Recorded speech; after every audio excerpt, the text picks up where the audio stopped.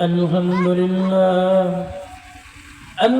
لله نحمده ونستعينه ونستغفره ونؤمن به ونتوكل عليه ونعوذ بالله من شرور أنفسنا ومن سيئات أعمالنا من يهده الله فلا مضل له ومن يضلله فلا هادي له ونشهد أن لا إله إلا الله وحده لا شريك له ونشهد أن سيدنا وسندنا ومرشدنا ونبينا وبعدنا محمد رسول الله صلى الله عليه وسلم أرسله بالحق بشيرا ونذيرا وداعيا إلى الله بإذنه وسراجا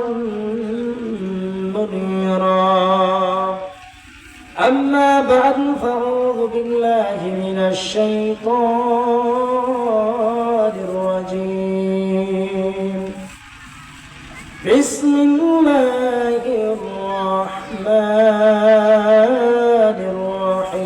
الرحيم إذا جاء نصر الله والفتح ورأيت الناس يدخلون في دين الله أفواجا فسبح بحمد ربك واستغفر إنه كان توابا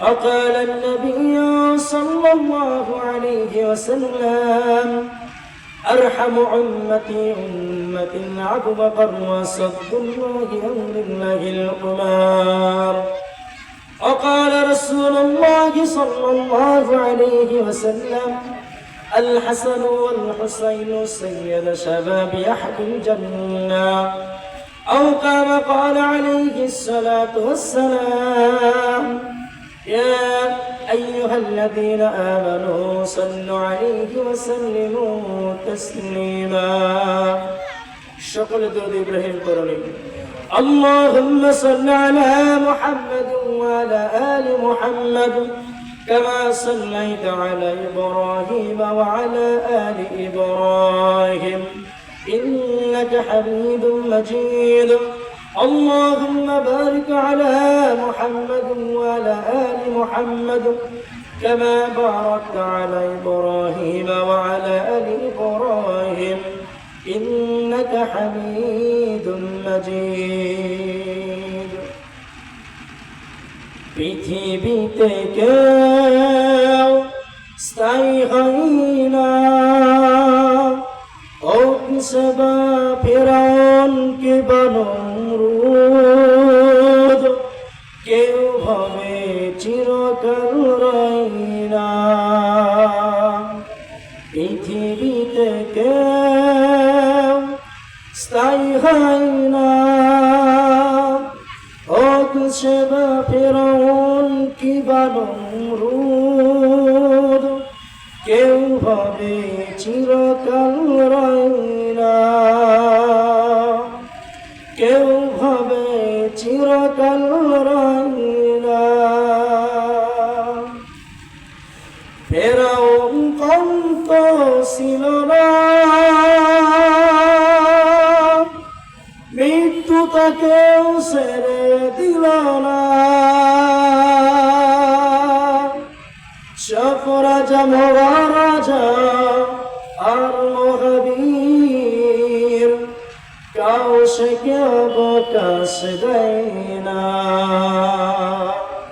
পৃথিবীতে কেউ স্থায়ী হয় না হোক সেবা ফেরাউন কে বনমরুদ কেউ ভাবে চিরকাল রয় না হামদ বারাক তাআলা সমস্ত প্রশংসা সে রব সে এলা সে মুনিবের যিনি আপনাকে আমাকে সুস্থ রেখে স্বাভাবিক রেখে দিন ইসলামী আলা মজলিসে বসে সে রব, সে এলা, সে মুনিবের আনুগত্য স্বীকার করে তার নাজিলকৃত কোরআনুল কারীম থেকে আলোচনা শুনব এবং করব, এই মন মানসিকতা নিয়ে যারা আমরা এসেছি, আল্লাহ রাব্বুল আলামিন তৌফিক দান করেছেন বিধায় সেই রব, সে এলা, সেই মুনিবের নিকট লাখ কোটি শুকরিয়া, জবান খুলে বলি আলহামদুলিল্লাহ। অসংখ্য দরুদ ও সালাম সে রাসূলের প্রতি যিনি আপনাকে আমাকে মহব্বত করে ভালোবেসে ইসলাম ধর্মের রাহবার করে দিয়ে গেছেন, এবং যে নবী তার ধর্মের সকল বিধিবিধান সকল উম্মতকে জারি করে দিয়ে গেছেন কিয়ামত পর্যন্ত, সে নবী এবং তার পরিবার পরিজনদের প্রতি কিয়ামত পর্যন্ত দরুদ ও সালাম জবান খুলে বলি সাল্লাল্লাহু আলাইহি ওয়াসাল্লাম। আল্লাহ রাব্বুল আলামিন সূরা নাসর যখন নাযিল করে দিলেন, সূরা নাসর করা দেওয়ার পর জিবরাইল আলাইহিস সালাতু ওয়াস সালাম যখন চলে আসলেন, জিবরাইল আসার পরে বললেন, এ নবী, আল্লাহ রাব্বুল আলামিন আপনাকে সুসংবাদ দান করেছেন, হে নবী আপনি আমার সাথে বলুন, ইযা জাআ নাসরুল্লাহি ওয়াল ফাত। হে নবী, আল্লাহ রাব্বুল আলামিন আপনাকে সুসংবাদ দিয়েছেন, এই সুসংবাদটা হলো, হে নবী, আল্লাহ রাব্বুল আলামিন আপনাকে ঘোষণা দিয়েছেন আপনাকে অবশ্যই আল্লাহ রাব্বুল আলামিন দিনকে বিজয় করে দিয়েছেন। এক নম্বর হলো নবী আপনি দেখতে পারবেন ইদা যখন যা আসবে নাসরুল্লাহ, আল্লাহর পক্ষ থেকে বিজয়, আল ফাতহু বিজয়, এমন ভাবে আল্লাহ রাব্বুল আলামিন আপনাকে দিবেন, ওই সময় দেখবেন কি হবে, আপনার দিনের প্রতি মানুষগুলো এমন ভাবে প্রবেশ করবে, একজন নয়, দুইজন নয়, তিনজন নয়, বরং তারা দলে দলে আপনার দিনকে গ্রহণ করে নেবে। কয়জন করবেন? একজনও নয়, দুইজনও নয়, বরং দলে দলে আপনার দিনকে তারা গ্রহণ করবেন। এই ঘটনা কখন আসলেন? রাসূল সাল্লাল্লাহু আলাইহি সাল্লাম যখন ইসলামের প্রথম যুগের, রাসূল সাল্লাল্লাহু আলাইহি সাল্লাম যখন ইসলামের প্রথম যুগে 39 জন সাহাবী একজন দুজন করে গোপন করে করে যখন 39 জন সাহাবী ইসলাম গ্রহণ করেছেন, সারা মক্কার অলি গলিতে মুসলমানদেরকে নির্যাতন শুরু হয়ে গেলেন। যারা আমরা এখানে আছি মনোযোগ দিয়ে শুনবো, এটা একটা ক্লাস। মদিনার অলি গলিতে ঘোষণা দেওয়া হয়ে গেল যে আব্দুল্লাহ ইবনে মুহাম্মদ আগে ছিল আমাদের দলে, ভালো ছিল, আর এখন কে বা কারা তাকে কি মন্ত্রণা শেখায় দিলেন যে তিনি আমাদের কথা মতো আর কাজ করে না, তিনি আমাদের কথা থেকে বাইরে চলে গেছেন। লোকদেরকে ঠেকাতে হবে যেন ওই পাগলের কাছে তাকে পাগল উপাধি দেয়, যেন ওই সমস্ত লোক আর তাদের কাছ থেকে মিশতে না পারে, দূরে চলে যায়। কিন্তু আল্লাহ রাব্বুল আলামিন ঘোষণা তো আগেই দিয়ে দিয়েছেন, হে নবী আপনি চিন্তা করেন না, এমন সময় আপনাকে পরিস্থিতি এমন করে দিব যে ওই সময়টুকু শুধু আপনার ধর্মের ভিতরেই মানুষ দলে দলে প্রবেশ করবে, আপনার ধর্মকে জিন্দা করে কিয়ামত পর্যন্ত জারি করে দেবে। আল্লাহ রাব্বুল আলামিন গোপনে গোপনে নবীকে দাওয়াতের যে কার্যক্রম দিয়েছিলেন, 39 জন সাহাবী যখন দিনের প্রতি ধর্মকে পালন করে নিয়ে যখন চললেন, 39 জন সাহাবী যখন কালেমা গ্রহণ করে নিলেন, মক্কার অলি গলিতে এই সমস্ত সাহাবীদেরকে নির্যাতন করা হয়ে গেল। সুমাইয়া রাদিয়াল্লাহু তাআলা আনহা শুরু করে নিয়ে সুমাইয়ার স্বামী আম্মার বিন ইয়াসিরকে তাকে গ্রেফতার করা হলো। আবু সুফিয়ান সহ, আবু লাহাব সহ, উতবা সাইবা সহ, আবু জেহেল সহ তাদেরকে যখন ধরে ফেলা হলো, তাদেরকে বলা হলো, আম্মার বিন ইয়াসির তোমাকে তো এটা পুরস্কৃত করার জন্য বলতেছি। নাম্বার 1 হলো আব্দুল্লাহ ইবনে মুহাম্মদ যেই বাক্য তোমাকে শিখায় দিয়েছে ওই বাক্যকে ছেড়ে দিতে হবে। ওই বাক্যকে তুমি যদি ছেড়ে দাও তাহলে তুমি যা চাইবে আমাদের কাছ থেকে সবকিছু তোমাদেরকে দিয়ে দেওয়া হবে। সম্পদ চাইলে সম্পদ তোমাকে দিব, যদি বাস করা চাও তোমাদের বসবাস করার জন্য জমি দিয়ে দেব, যদি তুমি চাও আমাদের সাথে নেতৃত্ব দেওয়ার জন্য, তোমাকে নেতৃত্ব দেওয়া হয়ে যাবে। পুরো কথা হলো আম্মার বিন ইয়াসার, আব্দুল ইবনে মুহাম্মদ তোমাকে যে বাক্য শিখিয়ে দিয়েছেন, ওই বাক্য তোমাকে ত্যাগ করতে হবে। আম্মার বিন ইয়াসার বললেন, ও আমার প্রতিবেশীরা শুনে নাও, দুনিয়া থেকে আমি চলে যাব, দুনিয়া থেকে আমাকে বিদায় যদিও তোমরা করে দাও, তবু এই বাক্য আমি তোমাদের কাছ থেকে এমন কোনো কিছু গোপন করতে পারবো না যেই বাক্য আব্দুল্লাহ ইবনে মুহাম্মদ আমাকে শিখিয়ে দিয়েছেন। দুনিয়ার কোনো বাক্য নাই, এই বাক্যর মাধ্যমেই তো জান্নাতের সুঘ্রাণ পাইতেছি। কিসের সুঘ্রাণ?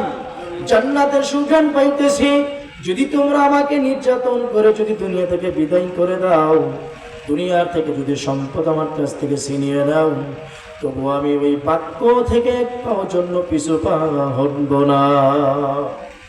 আম্মার বিন ইয়াসারকে বলা হলো, আম্মার বিন ইয়াসার, এখনো লাস্ট বার তোমাকে সময় দিলাম, যদি তুমি এই কালেমাকে না ছাড়ো তাহলে তোমাকে কি করা হবে জানো? এই যে আমাদের দুই পাশে দুটো তেজি ঘোড়া দেখতেছো, এই ঘোড়াকে রশি বাঁধায় দেওয়া হবে গলার সাথে, আর দুই দিকের রশি তোমার পায়ের সাথে বেঁধে দেওয়া হবে। যদি তুমি কালেমাকে না ছাড়ো তাহলে তোমাকে মুহূর্তের ভিতরে দুটো টুকরা করে দেওয়া হয়ে যাবে। আম্মার বিন ইয়াসার বললেন, ও আমার প্রতিবেশীরা, শুনে নাও, শুনে নাও, শুনে নাও, যদি তোমরা আমাকে দুনিয়া থেকে বিদায় করিয়ে দাও, যদি তোমরা আমার কাছ থেকে আমার বিবিকেও কারিয়ে নিয়ে নাও, যদি আমার সন্তানকেও কারিয়ে নাও, যদি আমাকে দুনিয়া থেকে বিদায় করে দাও, তবু আমি কালেমা ছাড়তে রাজি না। তবুও কালেমা ছাড়বো না। দুনিয়া থেকে বিদায় করে দিবে, তবুও কালেমা ছাড়বো না। আম্মার বিন ইয়াসারের দুই পায়ে রশি বেঁধে দেওয়া হলো, আর বলল, আম্মার বিন ইয়াসার, এটাই তোমার জীবনের শেষ চিকিৎসা। যদি তুমি কালেমা ছাড়তে পারো তাহলে তোমাকে সময় দেওয়া হবে, আর যদি কালেমা ছাড়তে না পারো তোমাকে বিদায় করে দেওয়া হবে। আম্মার বিন ইয়াসার বললেন, আমি তো আগেই তোমাদেরকে বলেছি দুনিয়া থেকে বিদায় করে দিবে, তবু আমি কালেমা ছাড়তে রাজি নই। আম্মার বিন ইয়াসারের দুই পায়ে রশি যখন বেঁধে দেওয়া হলো, আম্মার বিন ইয়াসার লক্ষ্য করে বলতেছেন, ও আমার প্রতিবেশীরা, তোমরা আমাকে দুনিয়া থেকে যদি বিদায় করে দাও, আমি একজন আম্মার ইয়াসার দুনিয়া থেকে চলে যাব, কিন্তু আল্লাহ রাব্বুল আলামিন তার দিনকে চিন্তা করার জন্য দুনিয়াতে হাজার হাজার মুজাহিদ তৈরি করে দিবে। আম্মার বিন ইয়াসারের দুই পায়ে রশি বেঁধে দেওয়ার পর দুই থেকে তেজি ঘোড়া ছেড়ে দেওয়া হলো। আম্মার বিন ইয়াসার দু টুকরো হয়ে গেলেন, তবুও তিনি কালেমা ছেড়ে দিলেন না। আজও যারা বাংলার জমিনে কালেমার দাওয়াত নিয়ে মানুষের দ্বারে দ্বারে পৌঁছে যায়, তাদেরকে হুমকি দেওয়া হয়, তাদেরকে বলা হয় কালেমার দাওয়াত যদি তোমরা আমাদের কাছে কালেমার দাওয়াত দিতে আসো, তোমাদের জেলখানায় ঢুকে দেওয়া হবে। বলে না? রাসূল সাল্লাল্লাহু আলাইহি সাল্লামের সাথে যখন পেলেন না 3 বছর শিয়াবে তালিবের ভিতরে, রাসূল সাল্লাল্লাহু আলাইহি সাল্লামের চাচার ঘরে 3 বছর আবদ্ধ করে রাখলেন। কয় বছর? 3 বছর আবদ্ধ করে রাখলেন। 3 বছর আবদ্ধ করে দেওয়ার পর বললেন, যদি আব্দুল্লাহ ইবনে মুহাম্মাদের পুত্র ছিল আব্দুল্লাহ ইবনে মুহাম্মদ যদি খুরা জমিনে থেকে যায়, তাহলে কি হবে? আমাদের নেতৃত্ব চলে যাবে, আমাদের ক্ষমতা চলে যাবে, আমাদের সুখ চলে যাবে, আমাদের আশা আকাঙ্ক্ষা যা কিছু আছে সব কিছু চলে যাবে। কাজে কি আছে, আম্মার বিন ইয়াসারকে যদি দুনিয়া থেকে বিদায় করে দিয়েছি, এখন তো মুহাম্মাদের একদিকে দুর্বলতা পেয়ে গেছি, পাইছে না? একদিকে দুর্বল পেয়ে গেছে যে আব্দুল্লাহ মুহাম্মাদের যে সহযোগী ছিলেন, তো তার রাসূল সাল্লাল্লাহু আলাইহি ওয়াসাল্লামের যে একজন সাহাবী ছিলেন, তাকে তো দুনিয়া থেকে বিদায় করে দিছি, আর তিনি দুর্বল হয়ে গেছেন। কিন্তু আল্লাহ রাব্বুল আলামিন আগেই ঘোষণা দিয়েছেন, ইযা জাআ নাসরুল্লাহি ওয়াল ফাত ওয়া রাআইতান নাস ইয়াদখুলুনা ফী দীনিল্লাহি আফওয়াজা। হে নবী, আপনার কোনো ভয় নাই, আপনি কোনো চিন্তাও করবেন না, আপনার দিনকে জিন্দা করার তাগিদ একমাত্র আমি আল্লাহর হাতেই নিহিত রেখে দিয়েছি। 39 জন সাহাবী কালেমা পড়ার পর 3 বছর শিয়াবে তালিবে থাকার পর, তথা জেলখানায় থাকার পর যখন তিনি সরেজমিনে চলে আসলেন, হযরত ওমর রাদিয়াল্লাহু তাআলা আনহু কে হযরত ওমর রাদিয়াল্লাহু তাআলা আনহু তাকে কি করলেন? কাফের বেঈমান মুশরিকেরা আবু জেহেল, উতবা, শাইবা, আবু সুফিয়ান এবং আবু জেহেল সহ তারা বললেন, ওমর ইবনুল খাত্তাবকে যদি আমাদের হাতে ঘাটমুটো করতে পারি, তাহলে আব্দুল্লাহ ইবনে মুহাম্মদকে দুনিয়া থেকে বিদায় করা সহজ হয়ে যাবে। যদি সে আমাদের কথা মতো চলে, তাহলে কি হবে? হে ওমর, শুনিয়ে নাও, যদি আব্দুল্লাহ ইবনে মুহাম্মদকে দুনিয়া থেকে পতন করে দিয়ে বিদায় করতে পারো, তাহলে আমরা তোমাকে 100 তেজি ঘোড়া তোমাকে উপহার দিব। আর যদি তুমি তাদের দলে চলে যাও, তাহলে তোমাকে এই দুনিয়া থেকে বিদায় করে দেওয়া হবে। ওমর ইবনুল খাত্তাব বললেন, ঠিক আছে, তোমাদের কথায় আমি একমত। কি মত? তোমাদের কথায় আমি একমত। আব্দুল্লাহ ইবনে মুহাম্মদকে যদি দুনিয়া থেকে বিদায় করতে পারি, তাহলে তোমরা আমাকে যেই ঘোষণা দিয়েছো, ঘোষণার সাথে আমি একমত। তোমরা বলো আমাকে 100টা উটকে তোমরা আমাকে দিবা। আবু জেহেল বললেন, আমি যে ওয়াদা করি সেই ওয়াদা কোনোদিন আমি তোমাদের বিফল যেতে দেই না। ওমর ইবনে খাত্তাব রাদিয়াল্লাহু তাআলা কি করলেন? ইসলাম গ্রহণ করেন নাই, তিনি তরবারি নিলেন। তরবারি নেওয়ার পর যাইতেছেন, প্রতিমধ্যে তার বোন এবং তার দুলোভাই, যেটাকে ভগ্নিপতি বলা হয়, হাদিসের ভাষায় বলা হয় ভগ্নিপতি, হযরত ওমর রাদিয়াল্লাহু তাআলা যখন পথের মধ্যে চলে গেছেন, পথের মধ্যে যাওয়ার পর হযরত ফাতিমা রাদিয়াল্লাহু তাআলা, হযরত ওমরের বোন, তিনি কোরআন তেলাওয়াত করতেছিলেন। হযরত ওমরের কানে যখন পৌঁছে গিয়েছেন, হযরত ওমরের কাছে যখন ওই বাণীটা পৌঁছে গেলেন, বাণী পৌঁছে যাওয়ার পর হযরত ওমর বললেন, বোন, কি তুমি মিষ্টি ভাষায় কোরআন তেলাওয়াত করেছ? এই বাণী তো বিগত দিনেও আমি কোনোদিন শুনি নাই। এত সুন্দর বাণী, এই সুন্দর বাণী আমাকে আর একবার শোনায় দাও। হযরত ওমরের বোন বললেন, না বোন, না ভাই, ওই বাণী তোমাকে আর শোনানো যাবে না। তিনি যখন বারবার বলতেছেন আমারে শোনায় দাও, হযরত ওমরের বোন বলতেছেন, এই বাণী তোমাকে শোনানো যাবে না, তুমি তো আমাদের ধর্মের বিমুখ হয়ে গেছো। যখন বললেন ধর্মের বিমুখ, হযরত ওমর একটু রাগান্বিত হলেন। রাগান্বিত হয়ে যাওয়ার পরে বললেন, কি বলো, তুমি আবার কোন ধর্ম গ্রহণ করেছ? আমাদের বাপ-দাদার ধর্ম ছেড়ে দিয়ে কোন ধর্মকে তুমি গ্রহণ করে নিলা?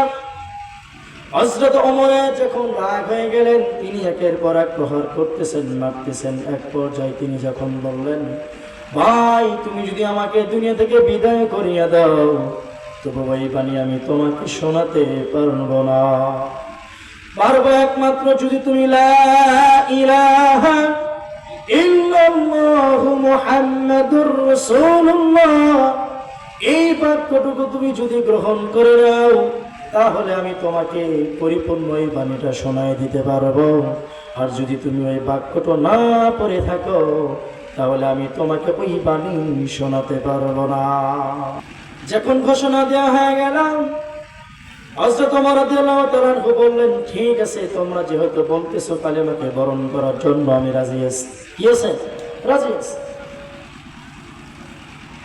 রাসূল সাল্লাল্লাহু আলাইহি সাল্লাম সাহাবীদেরকে নিয়ে মসজিদে নববীর বারান্দায় তখনও পরিপূর্ণভাবে ইসলাম গ্রহণ করার জন্য কাবা ঘর মুক্ত হয় নাই। কি হয় নাই? কাবা ঘর মুক্ত হয় নাই।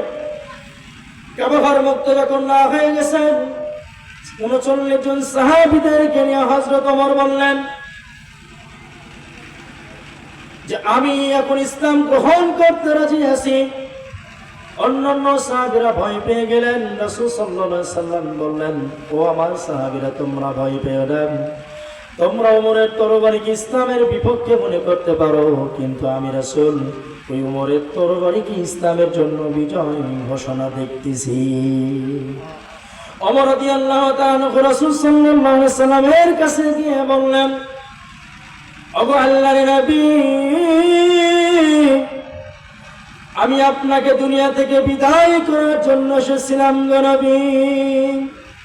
পথে মধ্যে আপনি আমার বোনকে যে পানি প্রচার করার জন্য আদাবদ্ধ করে দিয়েছিলেন, ওই পানিটা আমার বোনের কাছ থেকে আমি শুনিয়ে ফেলেছি গো নবী। ওই পানিটা আমি প্রসার এবং প্রসার করার জন্য আমি আপনার কালেমাকে বরণ করে নিয়ে ইসলামকে জিন্দা করার জন্য আপনার পথে একমত আছি। হযরত ওমর কালেমা পড়ে নিলেন। কালেমা পড়ার পরে তিনি ঘোষণা দিলেন, ও আমার দেশের কাফের বেঈমান মুশরিকেরা, কিছুক্ষণ আগে আমি তোমাদের দলে ছিলাম। কাদের দলে? ও আবু জেহেল তোমার দলে ছিলাম, উতবা তোমার দলে ছিলাম, শাইবা তোমার দলে ছিলাম, ও আবু সুফিয়ান তোমার দলে ছিলাম। কিন্তু এখন আমি ঘোষণা দিলাম, এই মুহূর্তে কালেমা পড়ার পর আমি আর তোমাদের দলে নাই। এখন আমি আব্দুল্লাহ ইবনে মুহাম্মাদের দলে চলে এসেছি। যদি স্ত্রীকে বিধবা করতে না চাও তাহলে আমার কাছ থেকে পলায়ন করে বেরাও। যদি স্বামীকে যদি না হারা করতে চাও, ও মা বোনেরা, যদি স্বামীকে বিধবা করতে না পরিপূর্ণভাবে হারা ফেলতে না চাও তাহলে আমি ওমরের কাছ থেকে তাদেরকে দূরে রাখিও। আর সন্তানদেরকে যদি ঋণী করতে না চাও তাহলে আমি ওমরের কাছ থেকে পলায়ন করতে বলো। আর যদি পিতা মাতা যারা আছো সন্তানকে যদি না হারাইতে চাও তাহলে তোমরা তোমাদের সন্তানকে লুকায়া রাখিও। এই ওমর তো সেই ওমর যে ওমর ইসলাম গ্রহণ করার পরে ঘোষণা দিয়েছেন, হে আল্লাহর পয়গম্বর, এতদিন আপনি গোপনে গোপনে ইসলাম প্রচার করেছেন, আজ থেকে আর কোনো গোপন নয়, আজ থেকে ইসলামের দাওয়াত হবে ওপেনে।